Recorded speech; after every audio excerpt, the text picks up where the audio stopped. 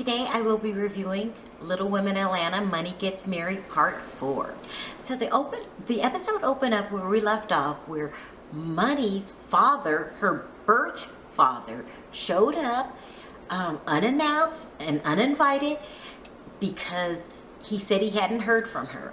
And so this was a difficult scene to watch. She basically told him, "You're not invited, and beat it." In so many words, that's basically what it came down to. But I hope people don't really judge Monie for this. People don't understand that it's a natural reaction for a child to love their parent. When you grow up, it's just natural. You just love them. It takes work for them to destroy that relationship. So you don't know how many times Monie's been dealing with his nonsense. And it had to be bad when you tell a person, "I don't want you at my wedding," not even in the damn audience next to Minnie's ass. It's gotta be bad. I mean, she can't even sit next to Minnie. He can't even sit next to Minnie.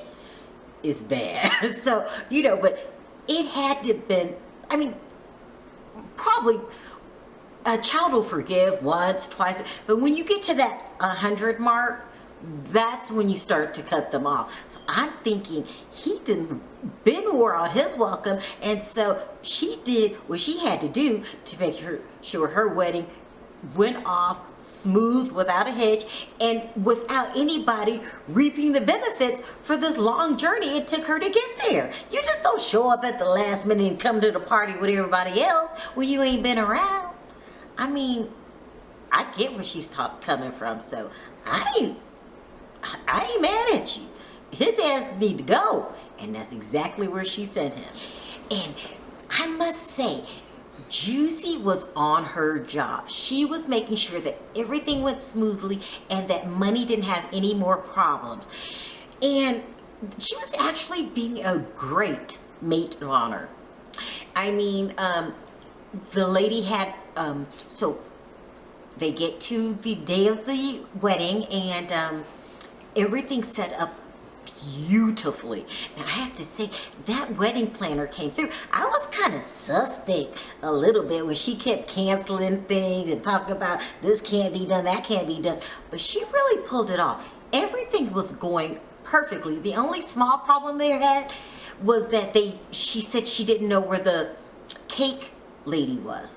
The cake hadn't arrived yet, so she ordered another one, and Juicy made sure that everything was okay. She went in the back. Monie was very upset, but you have to remember, on your wedding day, you are nervous.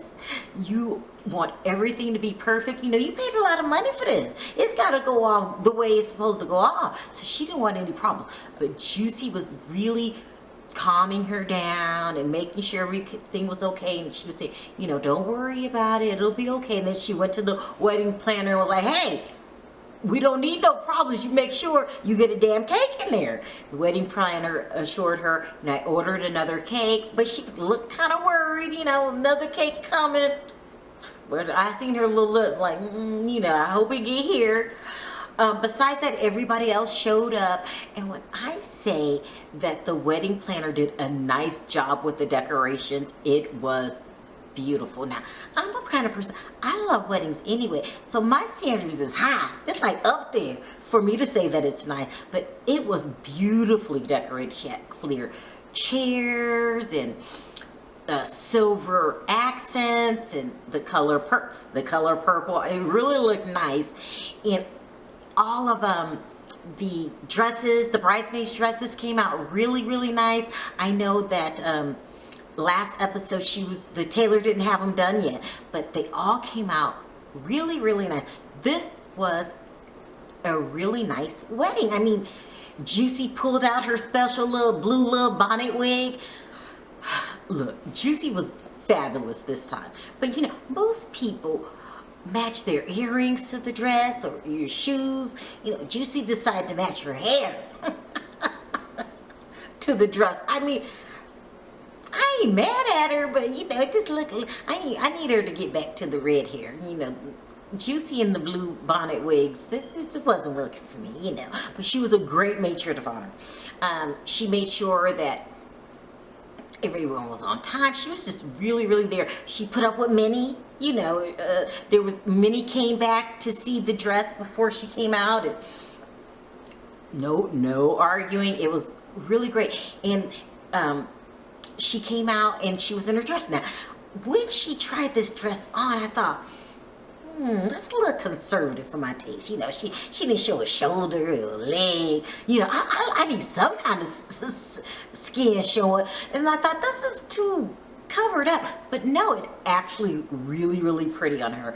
I guess everybody knows what matches their personality and what would flatter them. And she really, really looked nice. I mean, because, you know, I can't lie. When she bought, I was like, you ain't gonna show your back? Something, you know, I must be a sinner or something. I need some kind of skin.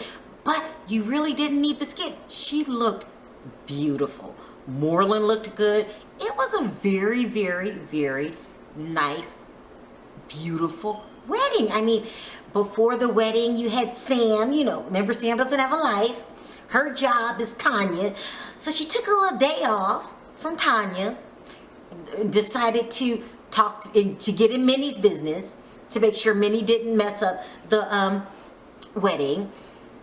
So she went and make sure, you know, she actually said, you know, I'm not gonna have any trouble out of here. And I'm like, what? No, I'm gonna need you to get back to Tanya's business, because no, the child, please. But I guess everybody had the bride's best interest at the end of the day. And it really, really was a beautiful wedding. I mean, you had the dad before the wedding. Her dad gave a beautiful, it wasn't even a speech, talk to Morlin. He basically said, Morlin, he basically said, welcome to the wedding. Oh my God. And I have to say, when she actually came down the aisle, now, I'm watching a TV show. I don't know these people. I damn near shed a tear. I don't know. But it was, I'm a softie for beautiful weddings. It was really, really beautiful. Monie cried. I mean, it was just really, really, really nice.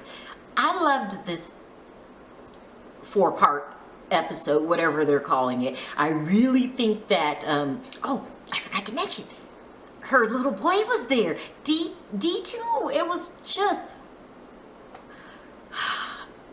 I'm a sucker for weddings, and good weddings at that. This was a really good wedding. I loved the whole 4-part series, or whatever the hell they're calling it, spin-off, whatever. I really liked it. I'm thinking these two might need their own spin-off. And then the final thing, what I thought was really, really precious at the end, is that when Monie threw the bouquet, she threw it right at Amanda.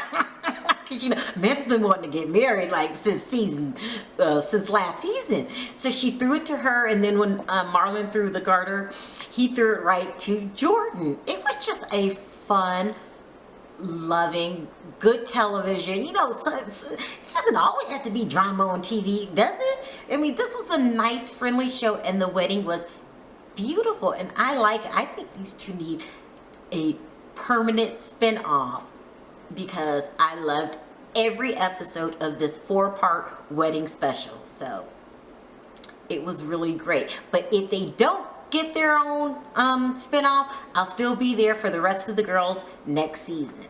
So thanks for watching. Talk to you next time. Bye.